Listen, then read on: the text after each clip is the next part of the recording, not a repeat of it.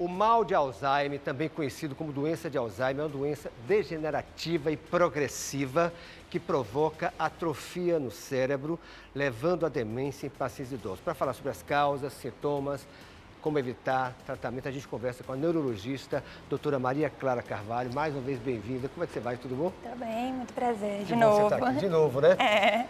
Como eu falei, eu vou fazer logo a primeira pergunta que eu deixei um pouco no ar, que é o seguinte: só as pessoas mais idosas correm o risco do Alzheimer? Vamos lá. Antes do desenvolvimento da doença, o Alzheimer se inicia pelo menos 20 anos antes do início dos sintomas. Logo, aquele paciente que vai desenvolver na fase já mais idosa, pode já ter a doença desde mais jovem. Sem saber? Sem saber. Mas, jovem pode ter sintoma em relação ao Alzheimer? A resposta é sim, mas menos de 1% dos casos iniciam esses sintomas na juventude, que a gente chama de Alzheimer com um componente maior genético.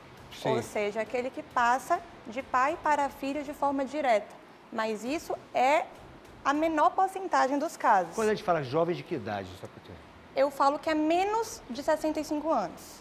Porque o Alzheimer é mais comum os sintomas surgirem acima dos 60, 65 anos. Abaixo disso, a gente precisa ligar o alerta para outros diagnósticos e para esse Alzheimer com componente maior genético. Entendido? Tá tudo entendido, tá ótimo. Não estou com Alzheimer, tá tudo entendido, tudo certinho. Perfeito. Olha, aqui a consulta é de graça, como eu costumo dizer. Então, o povo das ruas quer tirar suas dúvidas. Vamos ter a primeira pergunta para a doutora Maria Clara Carvalho. Vamos lá. Quais os sintomas mais comuns da Alzheimer? Isso é importante a gente falar, porque muita gente acha que demência é só memória. Mas Sim. não é apenas memória. A gente tem outras funções cognitivas. Então, a gente tem memória, tem a atenção, tem a percepção visoespacial, tem a linguagem, que é a capacidade da gente se comunicar. Então, se a gente tem um prejuízo em mais do que dois dessas nossas funções cognitivas, a gente precisa ligar o alerta para um quadro demencial. Mas, em outras palavras, aquele paciente que está esquecido, que está se perdendo na rua, que está tendo prejuízo no trabalho, ou seja, é um contador que era muito bom em fazer conta, em fazer cálculo, e de repente os clientes estão reclamando. Poxa, ele me passou o troco errado. A gente precisa ligar o alerta quando esses sintomas cognitivos causam prejuízo na nossa vida. Seja no trabalho, seja na função com os amigos, seja no nosso dia a dia com familiares.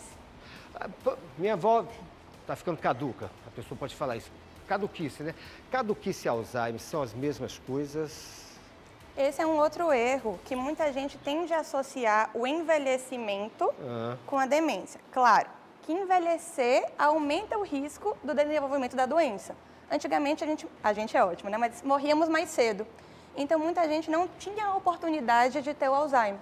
Com o envelhecimento populacional, nós temos um aumento maior de casos de Alzheimer, mas Alzheimer não é o único caso, não é a única causa de demência. Ou seja, Alzheimer é a principal causa de demência, mas não é a única. Existem outras causas para demências.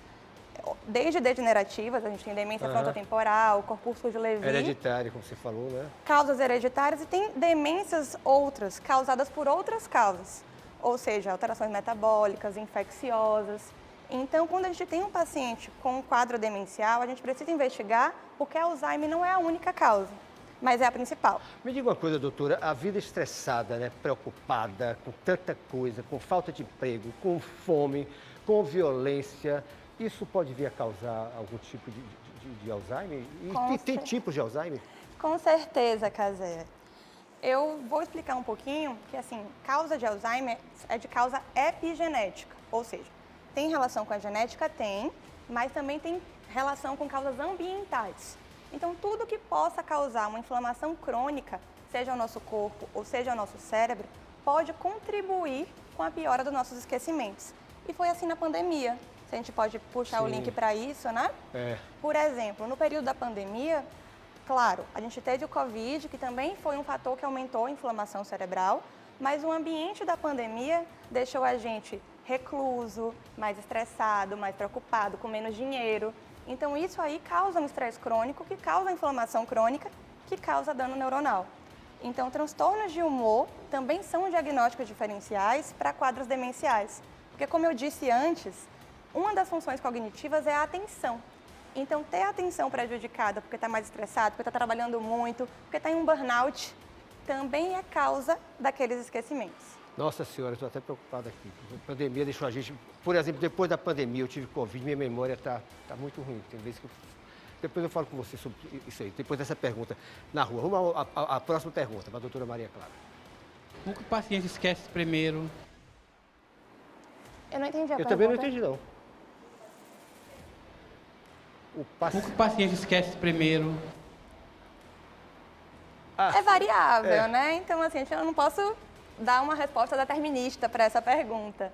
Mas, normalmente, a gente percebe coisas do dia a dia, onde guardou um objeto, onde, assim, esquece de desligar o fogo.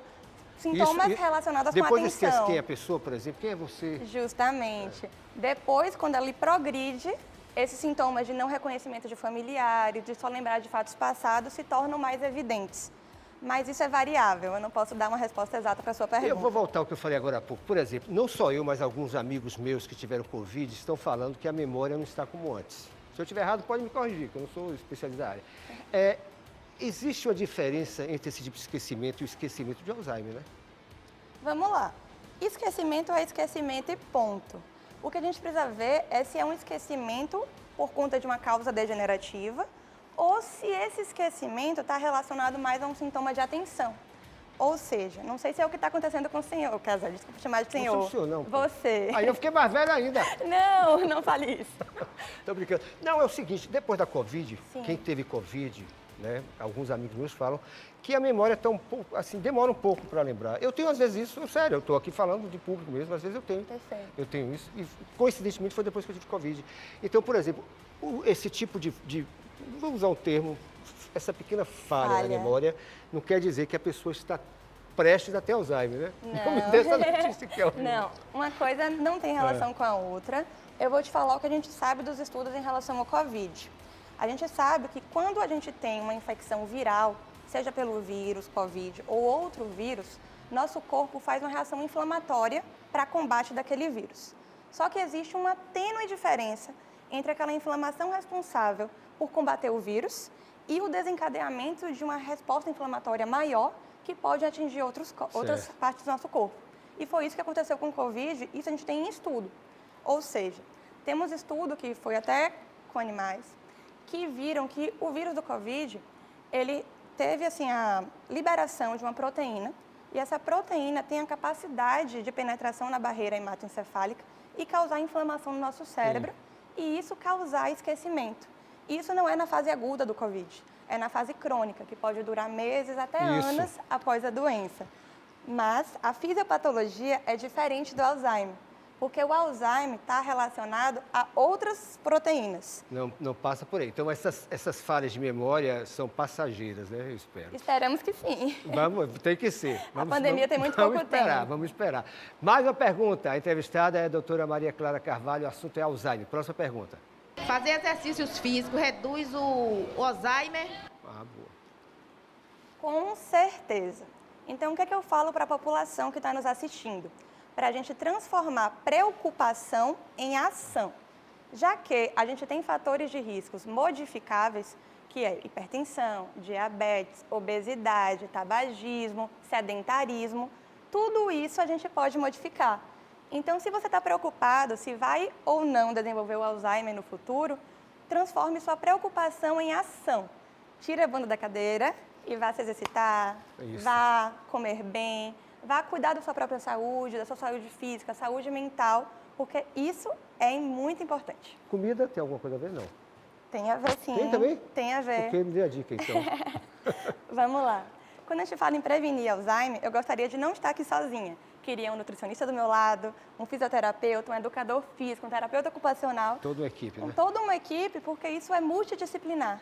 Ou seja, quando a gente fala que inflamação crônica tende a levar à piora dos sintomas cognitivos, tudo que pode piorar a nossa inflamação, e existem alimentos que são pró-inflamatórios, né? alimentos Quais? mais gordurosos. Tudo que é bom, já sei. Justamente. Tudo que é bom. Então, cuidar da nossa alimentação também é uma forma de prevenir o Alzheimer. Uma vida equilibrada, exercício, alto astral, desestressar quando é possível. E aí pronto. Obrigado mais uma vez. Bom que você está aqui, viu? Que bom te ver sempre. Um beijo grande. Beijo. Obrigado. Beijo. Tchauzinho. Tá aí então, doutora Maria Clara Carvalho, tirando as dúvidas sobre o Alzheimer.